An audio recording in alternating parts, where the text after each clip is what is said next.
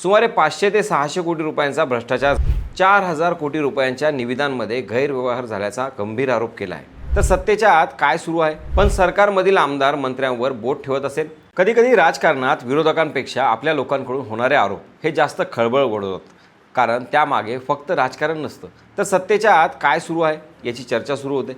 महाराष्ट्रात सध्या असंच एक प्रकरण चर्चेत आलं आहे। सध्या विधान भवनाचं अधिवेशन सुरू आहे। सरकार विरोधकांच्या प्रश्नांना उत्तर देत आहे, पण अचानक सत्तेतल्याच एका आमदारानं विधान भवनाच्या पायऱ्यांवर ठिय्या आंदोलन सुरू केलं आहे। आरोपही छोटा मोठा नाही, तर थेट 4000 कोटी रुपयांच्या निविदांमध्ये भ्रष्टाचाराचा आहे। विशेष म्हणजे हे आरोप विरोधकांवर नाहीत, तर स्वतःच्या सरकारमधील मंत्री छगन भुजबळ आणि समीर भुजबळ यांच्यावर आहेत। शिवसेनेचे आमदार सुहास कांदे यांनी थेट अन्न व नागरी पुरवठा मंत्री छगन भुजबळ यांच्या विभागावर 4000 कोटी रुपयांच्या निविदांमध्ये गैरव्यवहार झाल्याचा गंभीर आरोप केला आहे। हा आरोप किती गंभीर आहे, नेमकं काय घडलं आणि या वादामागं जुना राजकीय संघर्ष किती मोठी भूमिका बजावत आहे, या सगळ्याचा सविस्तर आढावा या व्हिडिओत आपण घेऊयात। नमस्कार, मी स्वप्नील आणि आपण पाहत आहात त्याचं काय महाराष्ट्र। राज्यातील अन्न आणि नागरी पुरवठा विभाग म्हणजे थेट सर्वसामान्यांच्या रेशनशी संबंधित विभाग। गरीब कुटुंबापर्यंत धान्य आणि जीवनावश्यक वस्तू वेळेवर पोहोचवण्याची जबाबदारी या विभागावर असते। त्यामुळे या विभागातील कोणताही निर्णय हा फक्त सरकारी कागदापुरता मर्यादित राहत नाही, तर लाखो कुटुंबांच्या दैनंदिन आयुष्यावर त्याचा परिणाम होत असतो। अशा विभागाच्या सुमारे 4000 कोटी रुपयांच्या धान्य वाहतूक निविदांवर आता गंभीर प्रश्न उपस्थित झाले आहेत। आणि हे प्रश्न विरोधकांनी नव्हे, तर सत्ताधारी आघाडीतीलच आमदार सुहास कांदे यांनी उपस्थित केले आहेत। सुहास कांदे यांनी विधान भवनाच्या पायऱ्यांवर आंदोलन करत थेट मंत्री छगन भुजबळ आणि माजी खासदार समीर भुजबळ यांच्यावर गंभीर आरोप केले आहेत। त्यांच्या मते या निविदा प्रक्रियेत सुमारे 500 ते 600 कोटी रुपयांचा भ्रष्टाचार झाला आहे। त्यामुळे ही संपूर्ण निविदा प्रक्रिया रद्द करून SIT मार्फत याची चौकशी व्हावी, अशी त्यांनी स्पष्ट मागणी केली आहे। आणि विशेष म्हणजे कांदे यांनी हा केवळ प्रशासकीय मुद्दा म्हणून मांडलेला नाही, तर गरिबांच्या रेशनवरील प्रत्येक घास सुरक्षित राहिला पाहिजे असा भावनिक मुद्दाही त्यांनी पुढे आणला आहे। आता प्रश्न असा आहे की नेमके कोणते आरोप आहेत? तर कांदे यांच्या म्हणण्यानुसार यापूर्वी धान्य वाहतुकीच्या निविदा साधारणतः 3 वर्षासाठी काढल्या जात होत्या, मात्र यावेळी त्या थेट 5 वर्षासाठी काढण्यात आल्या। हा बदल का करण्यात आला, यामागे नेमकं कारण काय, याचं स्पष्ट उत्तर सरकारने दिलेलं नाही, असा त्यांचा आरोप आहे। निविदेचा कालावधी वाढवला पाहिजे, संबंधित ठेकेदारांना अधिक काळ कामाची हमी मिळते, त्यामुळे या निर्णयामागं कोणाचा फायदा आहे का, हा प्रश्न त्यांनी उपस्थित केला। याचबरोबर कांदे यांनी आणखी एक महत्त्वाचा मुद्दा मांडला।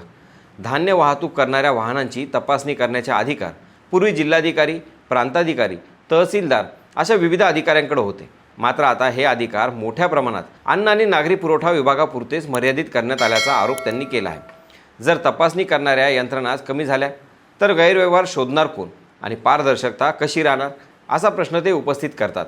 इतक्यावरच कांदे थांबले नाहीत, त्यांनी वाहतूक दर वाढवल्याचा मुद्दाही उपस्थित केला।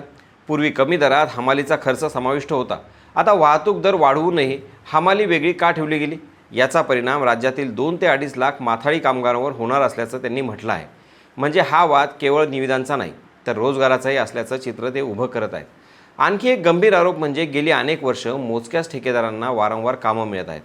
जर प्रत्येक निविदेत तेच चेहरे दिसत असतील तर स्पर्धात्मक प्रक्रिया नेमकी कुठं आहे? नवीन वाहतूकदारांना संधी का मिळत नाही? निविदा प्रक्रिया काही मोजक्या लोकांपुरतीच मर्यादित झाली आहे का? हे प्रश्न कांदे यांनी उपस्थित केले आहेत। अर्थात हे आरोप आहेत आणि त्याची सत्यता तपास यंत्रणा किंवा न्यायालयीन प्रक्रियेनंतर स्पष्ट होऊ शकते। या संपूर्ण प्रकरणाला आणखी गंभीर बनवणारा मुद्दा म्हणजे मुंबई उच्च न्यायालयात या निविदा प्रक्रियेविरोधात याचिका दाखल झाल्याचा उल्लेख। कांदे यांच्या म्हणण्यानुसार न्यायालयानं प्रक्रियेवर स्थगिती दिली आहे, त्यामुळे त्यांचा दावा असा आहे की न्यायालयालाही या प्रक्रियेबाबत प्राथमिक स्तरावर प्रश्न वाटले आहेत, मात्र अंतिम निर्णय न्यायालयाचाच असेल, हेही तितकंच महत्त्वाचं आहे। या आंदोलनात सर्वाधिक चर्चा झालेला मुद्दा म्हणजे समीर भुजबळ यांच्यावर केलेले आरोप। कांदे यांनी थेट दावा केला की अन्न आणि नागरी पुरवठा विभागातील महत्त्वाचे निर्णय प्रत्यक्षात समीर भुजबळ यांच्या प्रभावाखाली घेतले जात आहेत, त्यामुळे त्यांच्या भूमिकेचीही चौकशी व्हावी, अशी मागणी त्यांनी केली। हा आरोप अत्यंत गंभीर स्वरूपाचा आहे, मात्र याबाबत कोणताही अधिकृत निष्कर्ष समोर आलेला नाही। दुसरीकडे समीर भुजबळ यांनी हे सर्व आरोप फेटाळून लावले आहेत। त्यांच्या मते ही संपूर्ण निविदा प्रक्रिया मंत्रिमंडळाच्या मान्यतेने पार पडली आहे। हे प्रकरण सध्या न्यायप्रविष्ट असल्यामुळे न्यायालय जो निर्णय देईल त्यानुसार सरकार पुढे जाईल। कोणताही अभ्यास न करता केवळ राजकीय सूडबुद्धीने आरोप केले जात असल्याचा दावा त्यांनी केला। त्यामुळे आता हा वाद आरोप विरुद्ध प्रत्यारोप अशा टप्प्यावर पोहोचला आहे। मात्र या संघर्षाचा राजकीय इतिहास पाहिला तर हा वाद आजचा नाही। सुहास कांदे आणि भुजबळ कुटुंब यांच्यातील संघर्ष जवळपास दशकभर जुना आहे. एकेकाळी कांदे हे भुजबळांच्या जवळचे मानले जात होते. 2009च्या निवडणुकीत त्यांनी पंकज भुजबळ यांना मदतही केली होती, पण नंतर दोघांमध्ये मतभेद झाले आणि राजकीय समीकरणं पूर्णपणे बदलली. 2014मध्ये कांदे शिवसेनेत गेले आणि पंकज भुजबळांच्या विरोधात निवडणूक लढले. त्यावेळी त्यांचा पराभव झाला, मात्र त्यांनी हार मानली नाही. 2019मध्ये पुन्हा निवडणूक लढवत त्यांनी पंकज भुजबळांचा पराभव केला. तेव्हापासून या दोन्ही नेत्यांमधील राजकीय संघर्ष अधिक तीव्र झाला. शिवसेना फुटल्यानंतर सुहास कांदे एकनाथ शिंदे यांच्या गटात गेले. त्यानंतर त्यांनी उद्धव ठाकरे गटावरही उघडपणे टीका केली. आदित्य ठाकरे यांनाही त्यांनी सार्वजनिकपणे प्रश्न विचारले. म्हणजेच कांदे हे आपल्या स्पष्ट आणि आक्रमक भूमिकेसाठी ओळखले जातात. त्यामुळे त्यांनी आता पुन्हा भुजबळ कुटुंबावर निशाणा साधल्यामुळे या संघर्षाकडे केवळ स्थानिक राजकारण म्हणून पाहता येत नाही. या प्रकरणात आणखी एक महत्त्वाचा राजकीय पैलू आहे. सत्ताधारी आघाडीतच अशा प्रकारचे आरोप होत असतील तर त्याचा संदेश जनतेपर्यंत वेगळाच जातो. विरोधकांनी आरोप करणं ही नेहमीचीच बाब असते, पण सरकारमधील आमदार मंत्र्यांवर बोट ठेवत असेल तर सरकारसमोर उत्तर देण्याचं मोठं आव्हान उभं राहतं. अशा वेळी सरकार चौकशीची घोषणा करतं का, आरोप फेटाळतं का, की न्यायालयीन प्रक्रियेची वाट पाहतं, याकडे सर्वांचं लक्ष असेल. या प्रकरणात सध्या दोन गोष्टी महत्त्वाच्या आहेत. एक म्हणजे हे सर्व आरोप अद्याप सिद्ध झालेले नाहीत, आणि दुसरं म्हणजे या संपूर्ण विषयावर न्यायालयीन प्रक्रिया सुरू आहे. त्यामुळे अंतिम सत्य, तपास आणि न्यायालयीन निर्णयानंतर स्पष्ट होईल. पण राजकीयदृष्ट्या पाहिलं तर या प्रकरणाने सरकारमधील अंतर्गत मतभेद, जुने राजकीय संघर्ष आणि प्रशासनातील पारदर्शकतेवर पुन्हा एकदा चर्चा सुरू झाली आहे.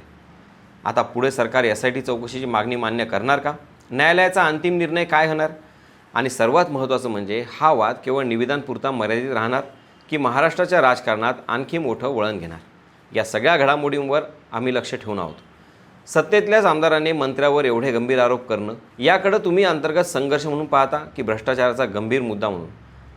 कमेंटमध्ये नक्की सांगा. बाकी राजकारणाच्या आखाड्यात आपली नजर कायम असणारच आहे. तेव्हा कुठेही जाऊ नका, पाहत राहा, सबस्क्राईब करा. त्याचं काय महाराष्ट्र.